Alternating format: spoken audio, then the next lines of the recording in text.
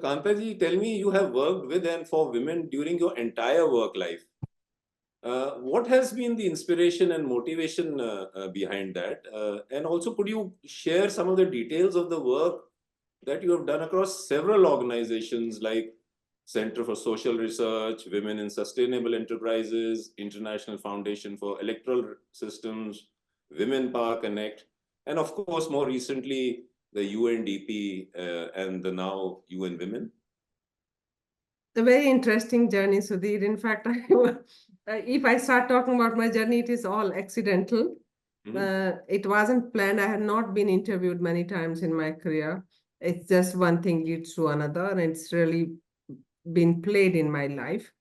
I don't know why I started working with women, but as a woman, I distinctly remember, Sudhir, that life is not easy for women. I come from a village.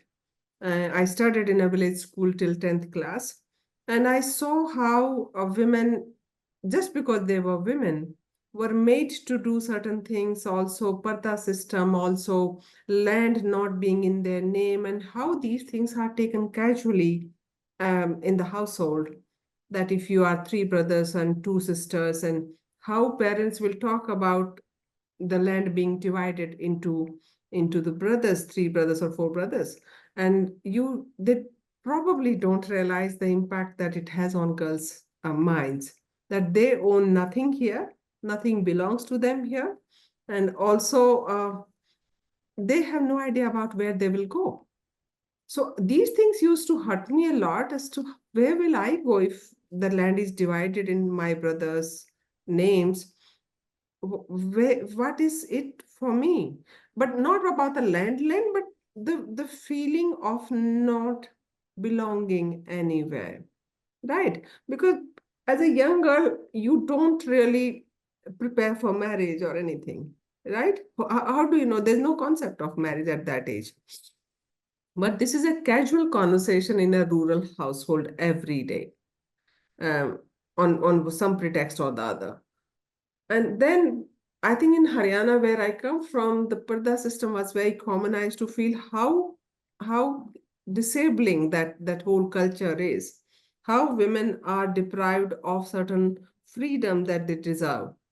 I think those things had an impact on my life. And then I got into sports and I saw how prize money was half of what the boys were getting. Also, the daily sustenance allowance was half of what the boys were getting. Those things hurt us a lot, and we literally used to struggle to communicate to the right people. We didn't know who to talk to. Um, and I think that started shaping my life. I was the only girl in my class with 32 boys. And yes, so while I had an edge over them in terms of my studies because I was the best student in the class, but also you felt that you are in minority. Also, starting from mess committee to bigger decisions on sports grounds, boys had the say. And we were all very strong girls in the sports college that I was studying in the agricultural university. Yet we didn't have a strong voice within that. So I think it was a natural choice that I thought working with women will be really important. So when for my masters, when my guide asked me to pick up a subject, and he was saying old age has not been researched very well. Why don't you work on elderly people? And I said, no, I'll work on elderly women then, because their problems are completely different from old men. They still own land in their name. Women don't have anything. In rural households, they own nothing. They just continue to serve the families. So I think it started from there, and then I started my formal work with Center for Social Research, which is a feminist organization. We were all trained as gender trainers, and after that, there's no looking back. I think I liked being here, and from UNDP, when I entered UN Women, actually everybody around me said, "You come home." And that's true. I feel I have come home. This is where I belong. So Kantaji, that's a fascinating journey that you shared. But as you mentioned, you actually come from a rural background, and I understand that your mother also never went to school. No. Have traversed a very long journey, and to have achieved and reached where you are now is a tremendous journey that anybody would be interested in knowing Hmm. and should be proud of. But I'm sure that you would have faced a lot of challenges along the way, as you mentioned, especially being a woman, maybe definitely on the professional front, perhaps on the home front also. So can you share some of those challenges that at least you faced on the work front, and also some of the exciting moments? How exciting has this journey been? Thank you, Sudhir. Actually, I don't know when I started realizing that these were challenges. Um, but because I also saw my brothers facing the same challenges. One, definitely, I didn't have a father to begin with because he died when I was just 4 years old. So definitely lack of money was a major challenge. But because we were couple of us at home and all of us were good at studies, we probably didn't take it that seriously. And my mom was a very self-respecting woman. I never saw her crying ever. I never saw her going to temples or doing pujas, and not that that's bad, but she didn't have time for any of that. So I saw her working hard and giving us, I think, the life lessons of being very honest and ethical. That's the biggest lesson that I have learned from my family, that you have to be ethical in your work, whether this is money, whether this is relationship, whether this is work. So, and that continues to be my strength.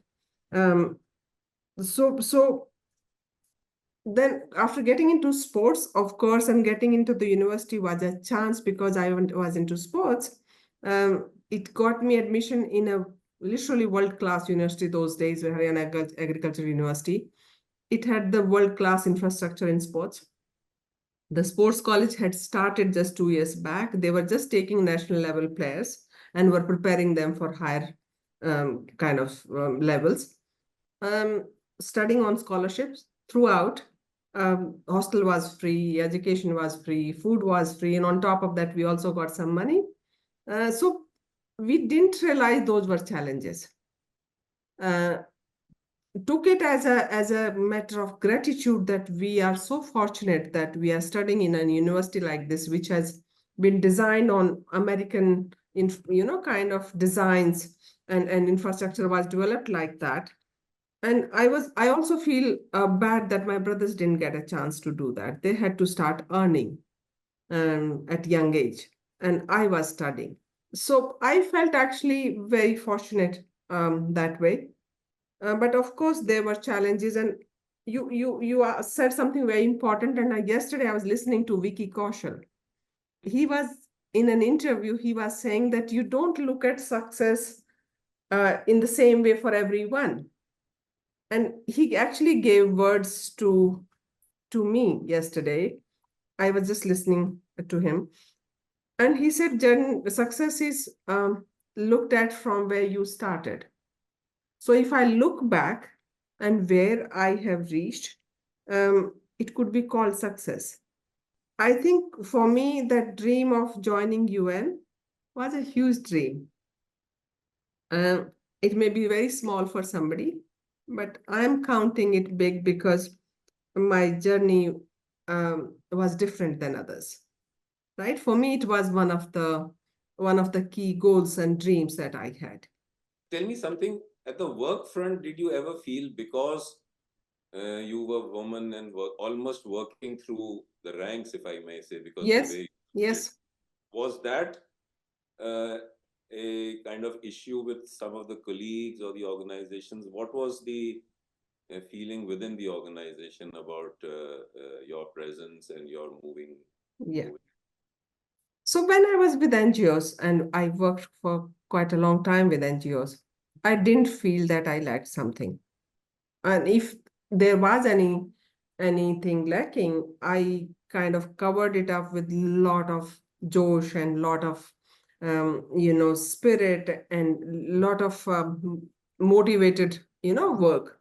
Um, but when I joined UN, I did feel that most of my colleagues came from good schools, most of my colleagues came from good colleges, And that is when I felt sometimes, also because I had a civil society organization background, you get compared sometimes, though she's come from NGO, right? Or if I, unless I shared that I come from a rural school, and I, in my own head, I felt sometimes not sufficient. And all women go through this, that I'm not good at this and I'm not good at this, and I don't speak English the way they speak, or I don't, and I'm not so articulate. But again, if I didn't have that background, I had one advantage, that I understood issues of rural women and poor women better than many of my colleagues, probably. And I used that to my advantage.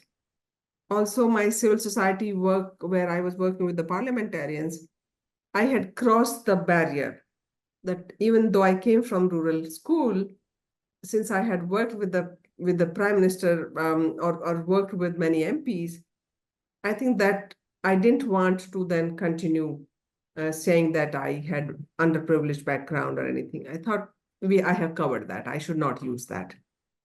So, but very interesting life, I must say.